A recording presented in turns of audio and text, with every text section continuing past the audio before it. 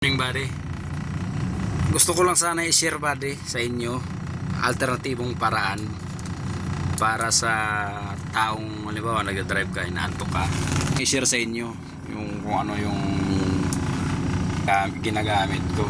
Hindi ito hindi yung bawal na gamot, hindi.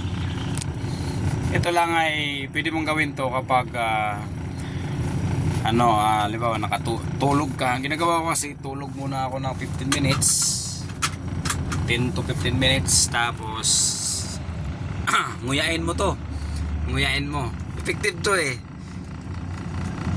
Siguro ang ko kasi, ang nakaramdam ko ng antok sa Alabang, and then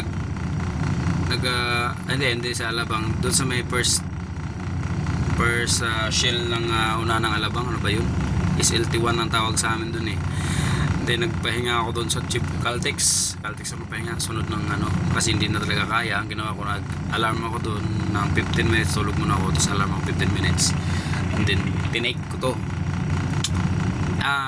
nginuya ako to, nguya, talagang nguya talaga, wala nang ito buddy wait lang, ito, yan. Ito ang panlaban ko buddy, wala nang tubig-tubig. Yan.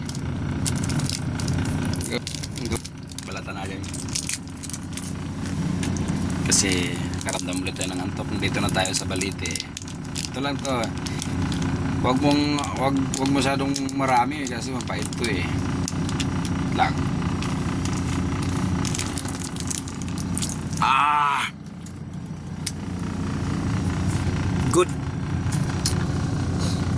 Good items. Yun lang buddy. Effective buddy.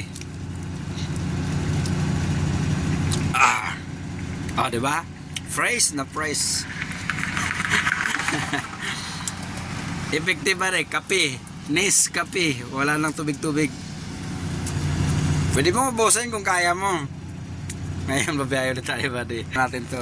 Kasi nakaidlip tayo ng 10 minutes. 15 doon, yan dito 10 minutes lang, kaya pwede natin i-abante ito. Alright, bye bye buddy. Yun lang kasi gawin niya.